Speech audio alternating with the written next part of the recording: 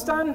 Me da muchísimo gusto saludarles aquí en una edición más de la Defensoría del Televidente, ahora ya en nuestra nueva temporada. Yo soy Gabriela Barkentin y estamos hoy, así como la semana pasada también, estamos transmitiendo desde la Casa de Francia en la Ciudad de México, casi en el centro de la Ciudad de México, en la Colonia Juárez, un lugar realmente espectacular. Estamos rodeados de libros porque estamos en la biblioteca de la Casa Francia, así que también, como lo hicimos la temporada pasada, vamos a estar recorriendo diferentes lugares de la Ciudad de México para que, además de que los conozcan, bueno, también podamos interactuar un poco mejor con nuestra audiencia.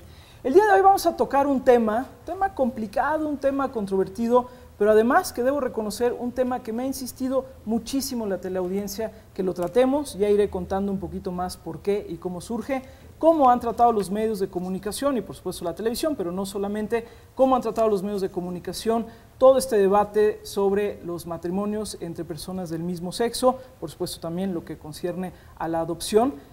¿Qué ha pasado con eso? ¿Cómo ha estado la televisión? De eso y más vamos a hablar hoy con nuestros invitados. Antonio Medina, maestro en Comunicación y Política por la UAM Xochimilco. Fundó en 1998 la agencia de información Noti-S. Ha recibido el premio Rostros de la Discriminación. Imparte talleres sobre el problema del estigma y la discriminación en los medios.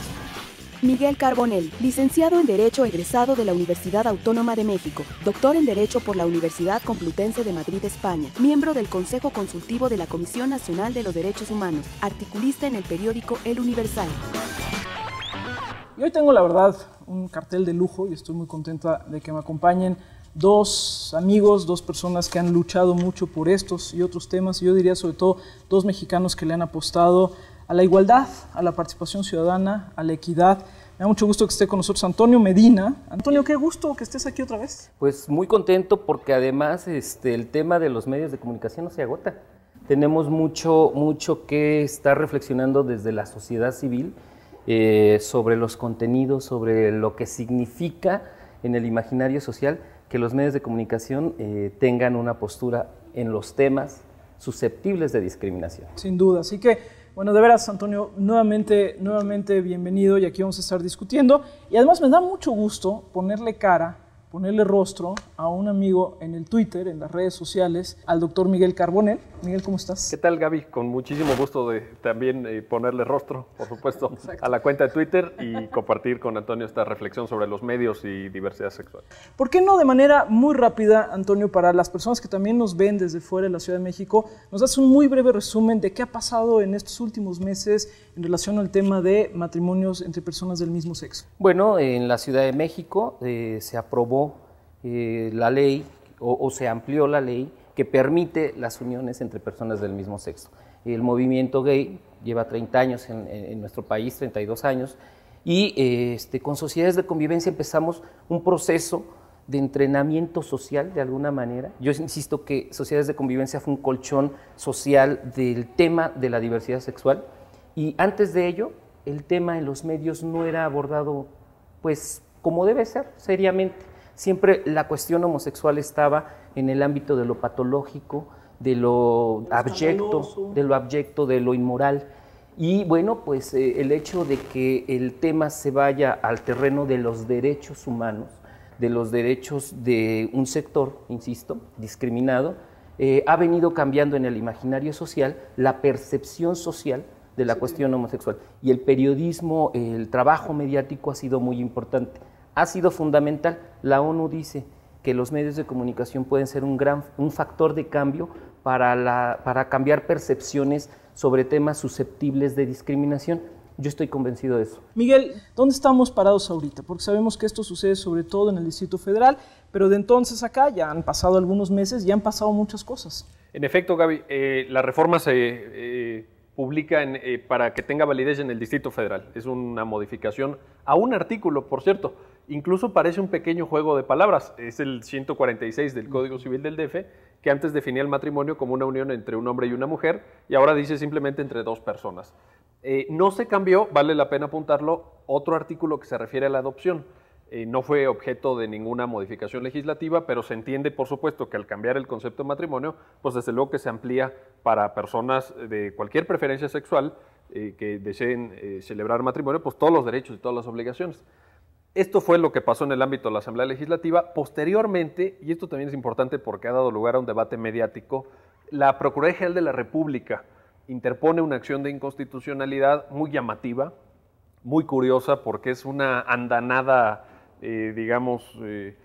más cargada de concepciones morales y religiosas que propiamente jurídicas, pero total, llega la acción ante la Suprema Corte y la Suprema Corte está tramitando este asunto. Hay un tercer factor, Gaby, si me permites, que es el hecho de que 5 entidades federativas gobernadas por el Partido de Acción Nacional interponen controversias constitucionales y el ministro ponente al que le son turnadas las respectivas demandas dice no les doy entrada. O sea, ni siquiera se van a tramitar.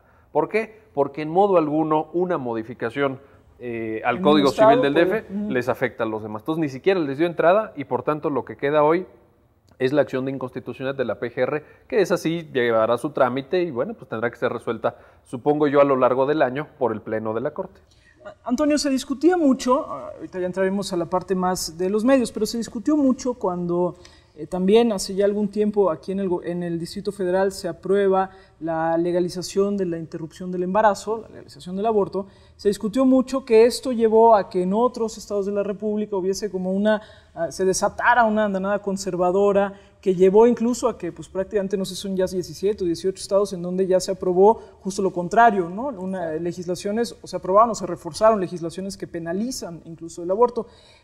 También se habló mucho, incluso ha habido ahí algunos activistas en el caso del Distrito Federal que decían, es que tal vez no es el momento de meternos con este tema porque no vaya a suceder lo mismo, es decir, que en otras entidades del país se desate esta furia conservadora que tenga otras implicaciones. ¿Ustedes cómo lo están viendo, Antonio? Mira, yo fui precisamente de los que va un equipo de la gente que hicimos todo el proceso de sociedades de convivencia, teníamos esas reservas.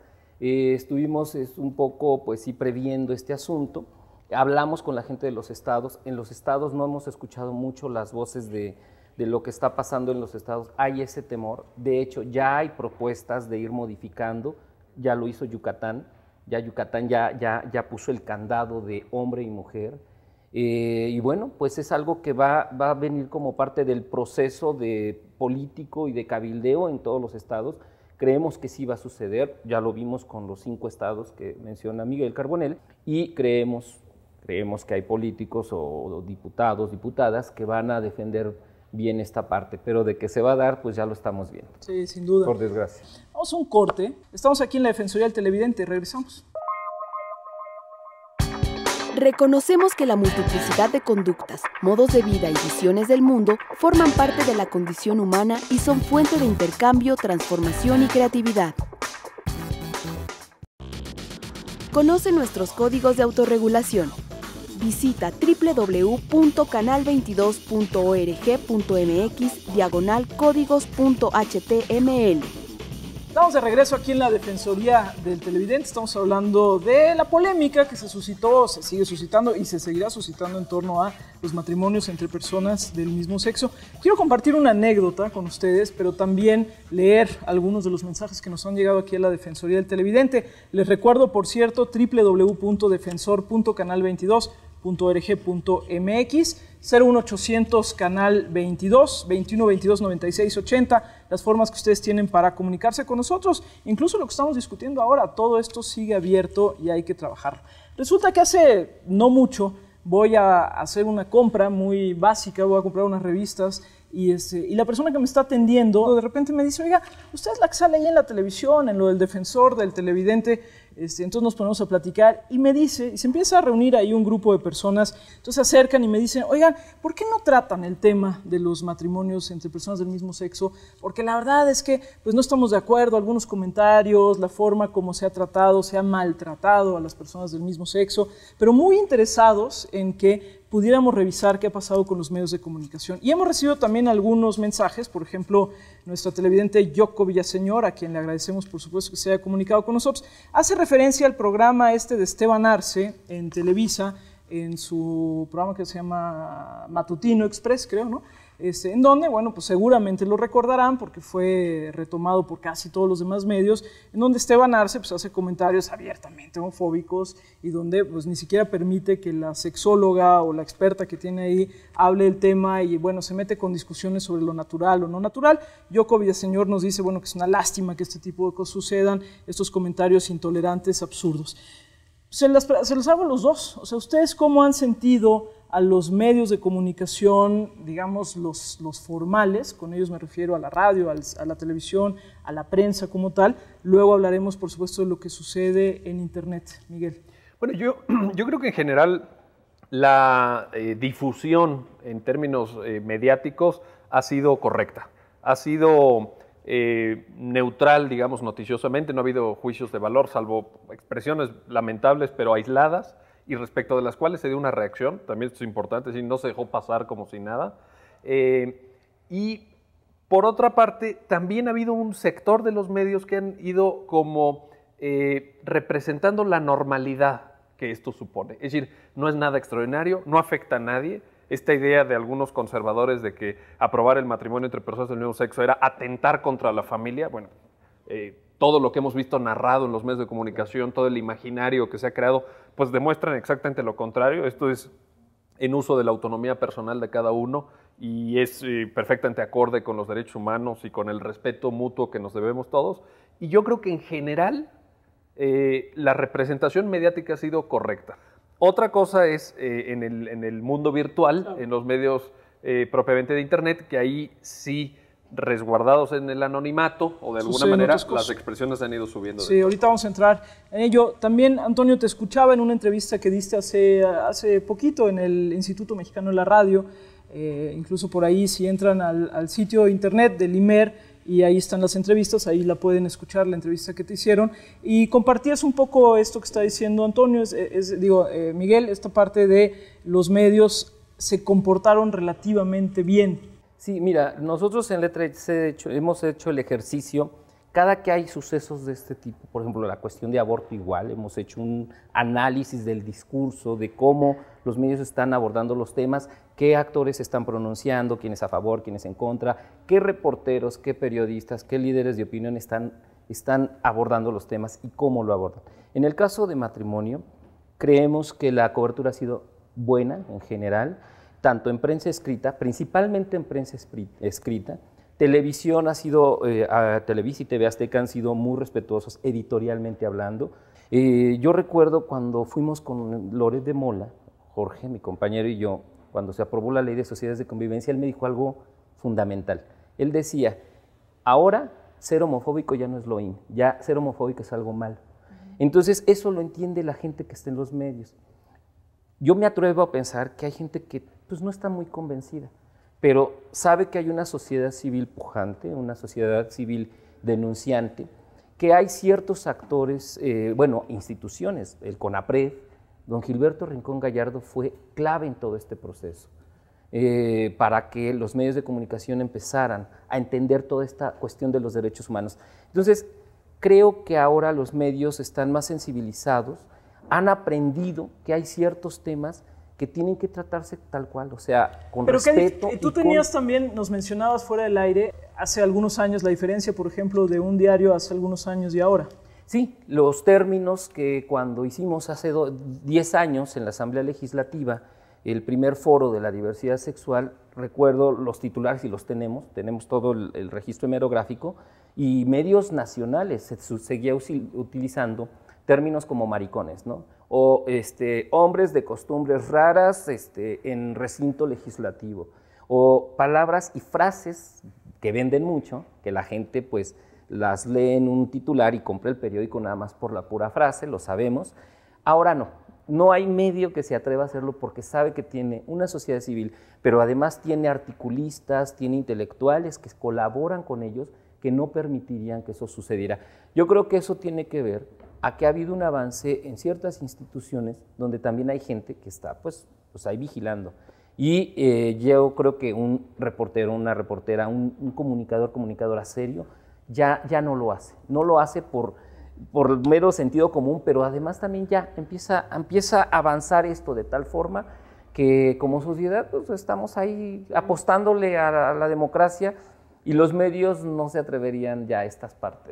¿No? Habríamos de ver, y ahí invito a nuestros televidentes que están en otros estados de la República que nos cuenten qué está sucediendo en otros estados de la República, porque aquí hablamos sobre todo de los medios que tienen alcance nacional, en donde sin duda se está percibiendo esto que ustedes dos señalan. Yo coincido plenamente, porque sí, la verdad es que por lo menos desde el Distrito Federal estamos viendo pues un trato bastante más respetuoso. Me gusta mucho la frase que han estado usando ustedes, que también entiendo la usó Zapatero en su momento en España, es decir, hacer una sociedad más decente. Vamos a un corte, regresamos. Para el defensor del televidente, tu opinión es fundamental. Reflexiona sobre la televisión que tienes y la que te gustaría tener y dinos, ¿qué opinas de los canales religiosos en la televisión? Conoce nuestros códigos de autorregulación. Visita www.canal22.org.mx/códigos.html. Bueno, obviamente vivimos en una sociedad heterocentrista.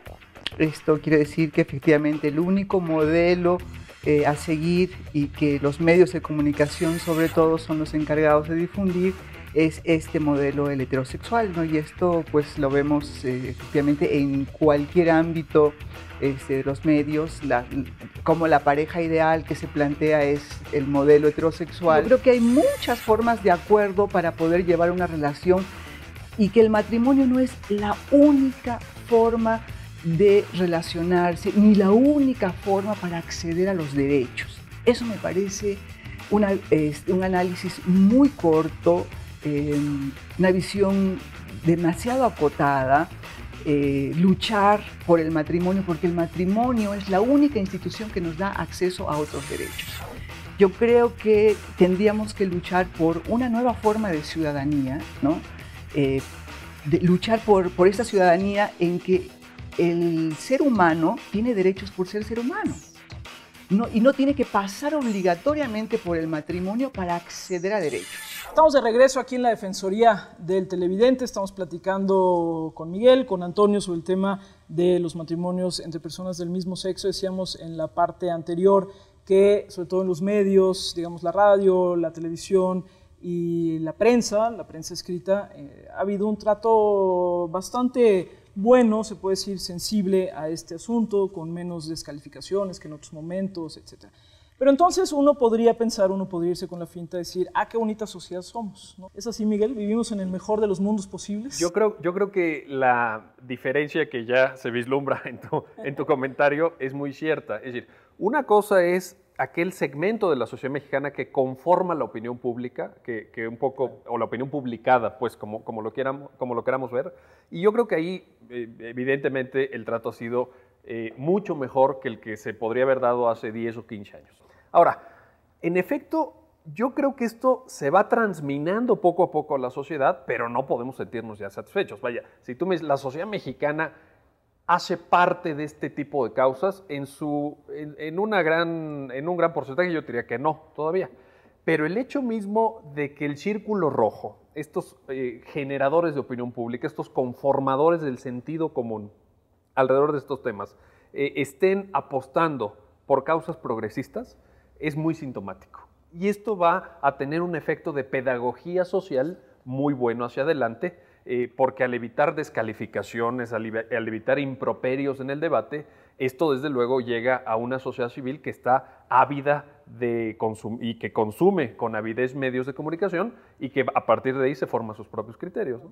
Antonio, ¿qué hace falta en términos de medios de comunicación? Mira, es una muy buena pregunta, muy puntual, porque además la AMEDI, la Asociación Mexicana de Derecho a la Información, hay que subirnos a esa página para ver qué es lo que está sucediendo. La cuestión de los medios de comunicación no nada más tiene que ver con los periodistas, la gente que estamos en los medios, tiene que ver con toda la sociedad.